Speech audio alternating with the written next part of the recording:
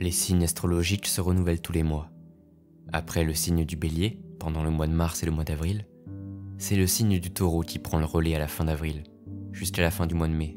Le Taureau possède une énergie particulière, comme tous les autres signes, vous allez me dire. Mais ce signe est directement lié à un élément très important, celui de la Terre. Les personnes qui sont taureaux peuvent faire preuve de stabilité, de loyauté, de fiabilité ou encore de persévérance. Mais il s'agit aussi d'un signe pouvant se montrer possessif, jaloux, entêté et ayant une grande peur du manque. Le vert est la couleur associée au signe du Taureau, représentant l'abondance végétale. Si une pierre était désignée pour être celle du Taureau, il s'agirait probablement de l'émeraude, une pierre aussi transparente que visible, d'un vert à en couper le souffle. Et comme tous les autres signes, l'énergie qui l'entoure peut donner vie à certaines histoires.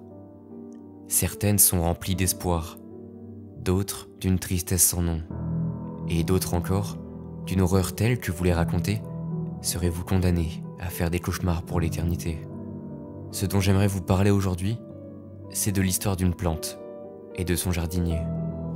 Dans une vaste propriété, il y avait un luxueux manoir, d'une telle grandeur que les villages aux alentours pouvaient apercevoir le toit malgré la distance qui les séparait. Elle appartenait à une famille, un banquier très populaire, sa femme, une chef cuisinière hors pair, et leurs 2 enfants. Sur le terrain, en plus de la somptueuse maison, il y avait une grande serre qui renfermait plusieurs plantes. Mais celle qui était la plus présente est un Syringa vulgaris, aussi appelé lilas. Pour s'occuper de la serre, la famille avait un employé, un jardinier nommé Julien. Cela faisait 5 années qu'il s'occupait des plantes de la demeure. Il en était très fier. Après tout, avoir un beau jardin rempli de nombreuses couleurs permet de rendre la propriété encore plus spéciale aux yeux de tous. La famille appréciait beaucoup le travail de Julien, et celui-ci aimait cette famille comme si c'était la sienne. Tout se passait pour le mieux.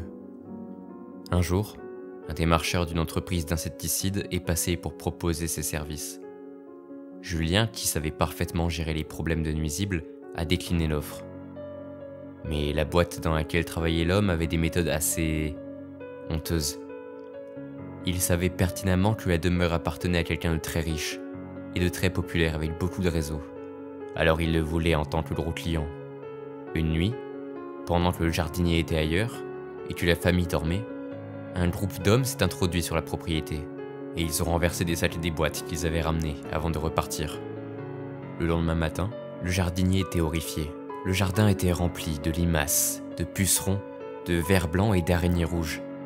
Il s'est précipité vers la serre en espérant que les nuisibles n'avaient pas atteint le somptueux lilas. Malheureusement, celle-ci était aussi remplie du même mal que le jardin, en ajoutant des mouches blanches qui volaient un peu partout à l'intérieur de la pièce en verre. Julien s'est mis au travail, mais il a vite compris qu'il ne pourrait pas se débarrasser de toutes ces vermines. Le banquier a remarqué que son employé et ami était très agité, alors il l'a questionné. Julien était très embêté, mais en même temps, il ne comprenait pas comment c'était possible. Il avait toujours eu un œil très observateur, en particulier pour le bien-être des plantes et du jardin, qu'il considérait comme le sien.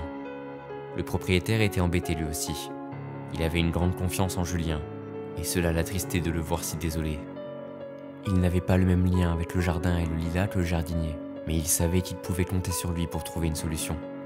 Alors qu'il s'apprêtait à partir, il fit par hasard la rencontre d'un démarcheur qui vendait les services de son entreprise pour se débarrasser des nuisibles. Le même vendeur que Julien avait repoussé. Il l'avait reconnu, mais il n'avait pas encore fait le lien, pensant toujours qu'il avait peut-être commis une erreur. Le banquier ne savait pas trop quoi faire. Julien lui avait dit qu'il ne réussirait peut-être pas à remettre le jardin en état.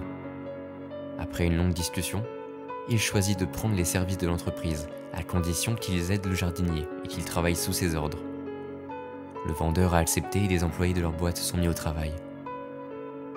Les jours et les semaines passèrent, et le jardinier était de plus en plus troublé par l'équipe qu'il avait sous ses ordres. Il n'était pas si talentueux que ça, et semblait au contraire ralentir le travail. Julien se posait des questions. Est-ce que c'était vraiment leur compétence? Ou faisait-il exprès pour que le job s'étende et qu'il soit payé plus? Le jardinier s'est posé dans sa cabane pour réfléchir. il n'y avait qu'un moyen d'en être sûr. Plusieurs jours plus tard, Julien avait la réponse. Après réflexion, il avait décidé d'installer des caméras dans certains coins du jardin afin d'analyser le comportement des salariés de l'entreprise. Mais quand il a vu sur les vidéos certains employés vider leurs poches discrètement par-ci par-là dans le jardin, il savait déjà. Il s'est rendu aux endroits observés sur les caméras. Des limaces et des vers blancs étaient là, éparpillés sur le sol, en train de se propager dans toute la verdure.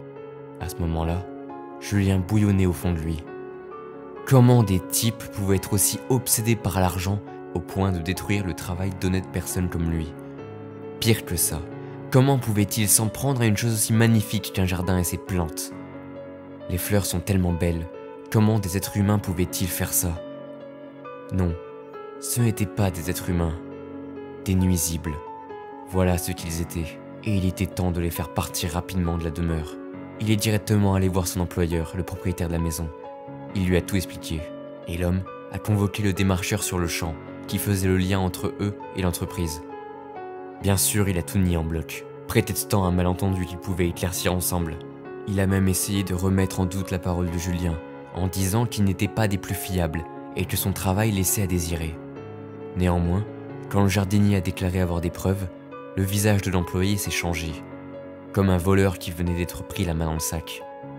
Le père de famille avait un large réseau, et il connaissait parmi ses amis proches de très bons avocats, qui n'auraient eu aucun mal à faire fermer une entreprise aussi malhonnête que ces exterminateurs de nuisibles. Le démarcheur s'est alors mis à bégayer, et il a essayé de négocier. Mais pour le banquier, il n'était pas question de ça. Ils allaient faire comme bon lui semblait à lui. Il savait y faire avec les gens. Les employés de l'entreprise devaient aider Julien à se débarrasser de tous les nuisibles restants, et ce, dans un temps imparti. Après cela, ils devaient tous quitter la propriété et ne jamais revenir dans les alentours. Bien sûr, il se cachait de dire qu'une fois le travail terminé, il les traduirait quand même en justice. Je vous l'ai dit, il sait y faire avec les gens. Et il sait qu'il ne faut pas se laisser marcher dessus et garder la main sur tout. Les mois sont passés. Le jardin était comme avant, resplendissant. Julien était de nouveau épanoui et la famille vivait tranquillement dans leur maison entourée de sa verdure. L'entreprise, quant à elle, avait fermé. Le banquier avait parlé des magouilles à quelques-uns de ses amis. Et ils ont d'un coup perdu toute leur clientèle. Des articles de presse ont vu le jour. Un procès était en cours pour remporter des dommages et intérêts, liés aux frais mis en place pour rendre à son jardin son état naturel. Tout est bien qui finit bien. Non. Vous savez pertinemment que si je vous en parle, c'est qu'il est arrivé quelque chose de tragique. Le procès allait être remporté. Néanmoins, une nuit, un incendie s'est déclenché quelque part dans la propriété. Le jardinier qui dormait à la belle étoile dans le jardin s'est réveillé et il a vu les flammes se propager un peu partout. La pelouse, la serre, la cabane, la maison, tout était en feu.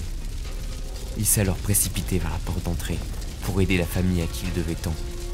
En passant la porte, il put constater que les flammes avaient déjà atteint les différents étages. Dans sa tête, tout se chamboule, alors qu'il grimpe 4 à 4 les escaliers. Il crie les noms des membres de la famille. Pas de réponse. Il inhale de la fumée. Ses poumons le brûlent. Il crie les noms des membres de la famille. Pas de réponse. Il va voir dans les différentes pièces. Il crie les noms des membres de la famille. Pas de réponse. Il arrive au niveau des chambres. Pas de réponse. Il enfonce les portes. Pas de réponse. Tout est en feu, à la limite d'être carbonisé. Il aperçoit les corps dans les flammes. Pas de réponse. Plus de réponse. Ils ont tous succombé dans l'incendie. Julien s'écroule au sol, tandis que la moquette en flammes lui brûle les genoux. Respirer devient de plus en plus dur. Tout se mélange dans sa tête. Pourquoi un incendie s'était-il déclenché? Pourquoi tout le monde était mort? Pourquoi il n'y avait plus rien? Une pétale d'une fleur de lilas qui s'était envolée à cause du vent vint se poser devant lui. Le jardinier reprit ses esprits. Il devait sortir de là. Il ne pouvait plus rien faire. Il s'est relevé avec difficulté. Puis, il prit la direction des escaliers. Il tousse de plus en plus. Mais ça y est, il aperçoit enfin la sortie.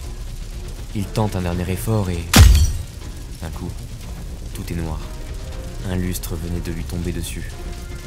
Il entend un crépitement des flammes. Le bois fondre. Le papier peint se décoller. Les murs et les escaliers s'effondraient petit à petit. Julien n'arrive plus à bouger. C'est donc comme ça que tout va s'arrêter. Et puis, il entend quelque chose se rapprocher. Des pas lourds. Il arrive à tourner légèrement la tête et à ouvrir les yeux. Ce qu'il voit est purement irréel. Ce n'est pas possible. Quelque chose vient de passer la porte, en toute tranquillité. Une chose qu'on ne voit pas aux alentours du manoir. Un taureau. Il marche doucement droit devant lui, se dirigeant vers l'emplacement où est Julien. Ce dernier n'entend plus aucun son, seulement les pas sourds de l'animal sur le parquet. Celui-ci ne crisse même pas à la pression des sabots. Julien ne comprend pas. Est-ce que c'est dû à la chute du lustre sur lui? Il a l'impression que tout est au ralenti, hormis le taureau. La bête se rapproche de lui, et à l'aide de ses cornes, elle fait voler le lustre en flammes du corps du jardinier. Puis, elle saisit avec sa gueule l'homme par son corps, pour le déposer sur le sien. Julien sent la toison du taureau contre sa peau brûlée. L'animal se dirige à la même vitesse qu'avant vers la sortie. Julien se laisse faire. Il n'a pas la force de bouger. Et même s'il le pouvait, quelque chose de mystique semble ne pas lui permettre. Après la porte, il semble y avoir une lumière vive. Son éclat devient de plus en plus fort au fur et à mesure de l'avancée. Si fort que Julien doit fermer les yeux au moment où le taureau passe la porte. Julien s'est réveillé plusieurs jours plus tard, à l'hôpital. Les médecins lui ont expliqué la situation. Ils l'ont retrouvé sur une parcelle d'herbe qui n'avait par miracle pas été touchée par l'incendie. Tout le reste avait été ravagé. Les propriétaires et leurs enfants n'avaient pas survécu. La serre et son lilas ont été détruits à jamais.